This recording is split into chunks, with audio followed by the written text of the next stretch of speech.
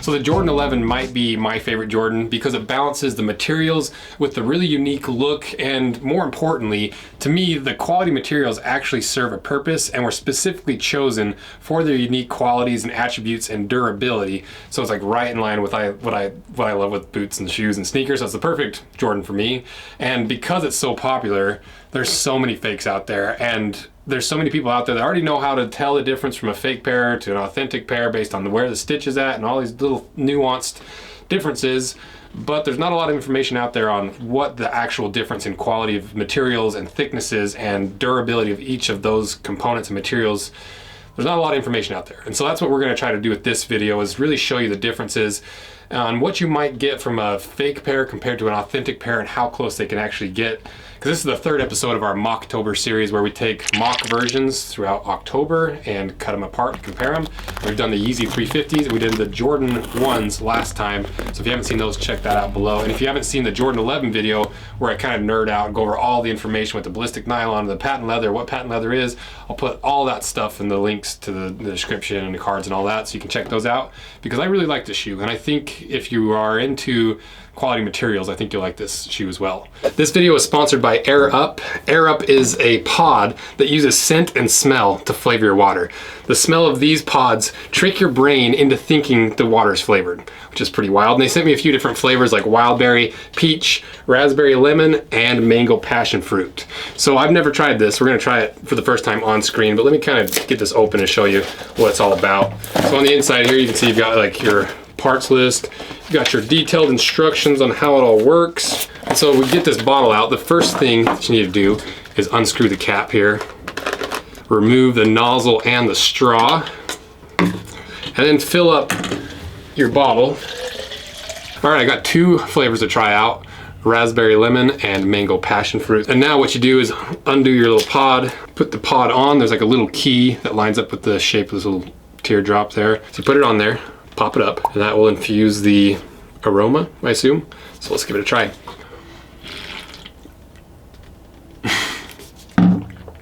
Like if I take a little pull from the bottle really slowly and keep it in my mouth, it feels like there's flavor in my mouth, which is pretty wild.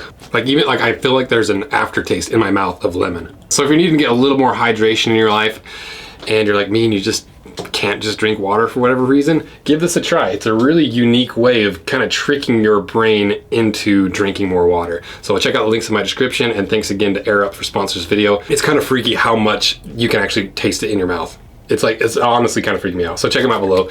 This is cool. So let's start diving into these shoes and really figure out if you can get the exact same thing from a fake pair compared to the authentic pair. So let's go over the contenders first. So first we have the authentic pair next to the Concords that are fake, the Breads that are fake, and the Grays that are also fake. So that's what we're gonna call them.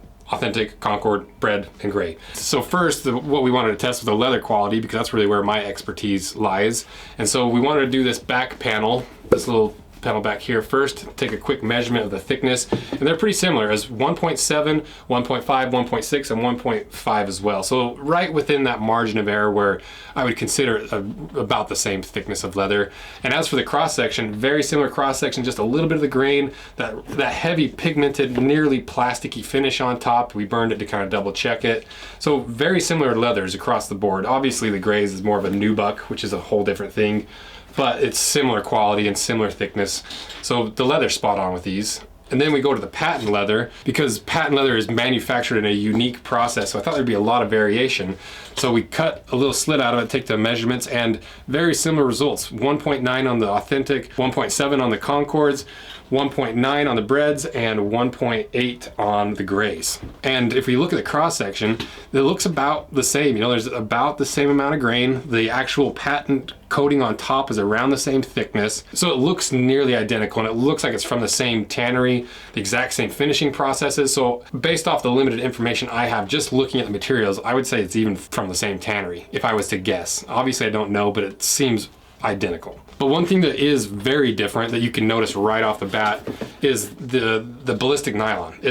There's a huge difference between these, because the authentic pair that has the ballistic nylon. It's a really hard, it's a coarse weave, it's almost abrasive to the touch, versus the rest of these, except for the grays because it has leather, it's a lot softer, it's a lot more malleable, and it doesn't quite have that same hard texture to it. So I don't think it's the same ballistic nylon. So I think that's something that there's a clear difference between these. And we burned it just to make sure and double check, and they burned about the same. So I think it really comes down to whatever it is in ballistic nylon that makes it ballistic nylon, not just nylon, is in the authentic pair, and it seems like the other 2.5 are just a nylon canvas. And we also took a quick measurement of the nylon and ballistic nylon to see if there's a difference in thickness, and there is just a slight difference. So it's clear to me that the authentic pair has a significantly better ballistic nylon, and the rest of these are just nylon, or in the grays case, it's just more nubuck leather, which out of the 3 fakes, I'd rather have nubuck than a cheap canvas. Next thing we want to look at was the outsole, because on fakes there seems to be a little bit of a difference between the quality of rubber compounds from the fakes to the authentic pair. So we did a little durometer test, and the authentic pair came at a 72 Shore A, the Concords were 70, the Breads were 71, and the Grays were 67. So right within that margin of error, maybe a little bit softer compounds on the fake pairs, but it's so close that it's hard to really know if that's just the difference in how old these are and how much they've been worn and how long they've sat, and maybe even just some natural variation in the rubber itself. So even that's pretty spot on. Next, we tested the durometer of this sidewall foam midsole, and the authentic pair was 59, the Concords were 51, the Breads were 60, and the Grays were 55. So once again, right within the right ballpark to be a very similar performing foam. You know, and we'll really see if we get it cut in half, because most of the time when foam is cured, it's going to have a little bit of a harder shell on the outside, so it's hard to really tell the true squishiness of foam until you get it cut in half and you can actually test the cross section. So we'll see if there's any difference when we get it cut in half. And I also wanted to test these materials instead of just taking the hardnesses, see how they actually responded with a little bit of impact, and see the responsiveness of not just the outsole but the midsole underneath of it. So we did the ball drop test on the heel first, and the authentic pair was 9.2, the Concords were 9.4, the Breads were 8.1, and the Grays were 10.2. We also wanted to run it on the toe, just to, or like the ball of your foot, just to add some more data to this video. So the authentic pair were 17.7, the Concords 14.8, Breads 14.5, and Grays 15.7. So it seems like the Breads are kind of falling behind in a lot of the tests, and the Grays are performing surprisingly well, and the Concords are just behind the authentic pair. So we also did the bar drop test to have some more real world data, because you know, a little ball bearing only weighs so much, versus that 35-pound bar will give us hopefully some more real world information. So on the authentic pair, it bounced up 7.1 inches, the Concord 7 inches, the Bread 6.1, and the Grays 7.2. So once again, very similar trends across the board.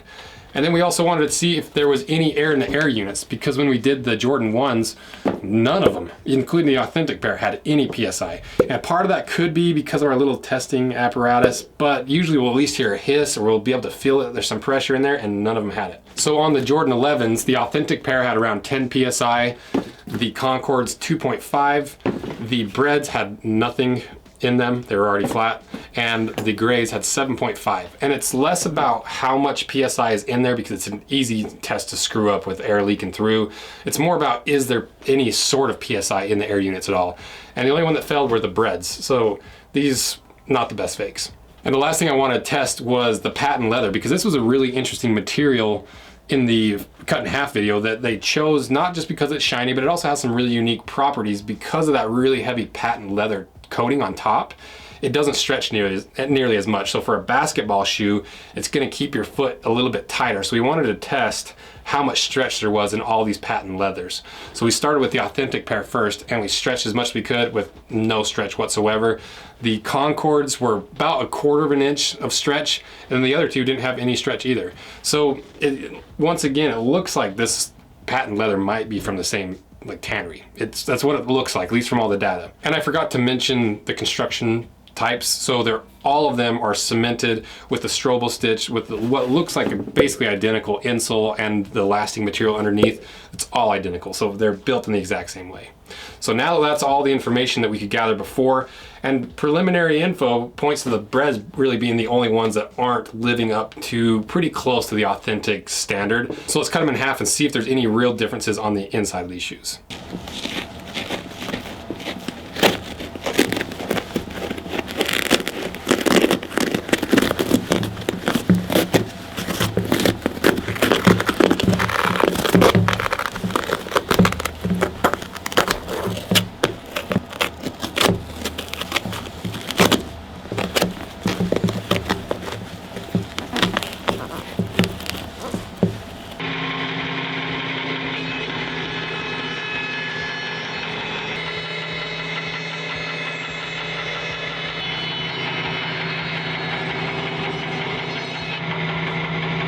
All right, we got them cut in half, so let's see what's in the inside and see if there's any differences between these. So let's see what's inside.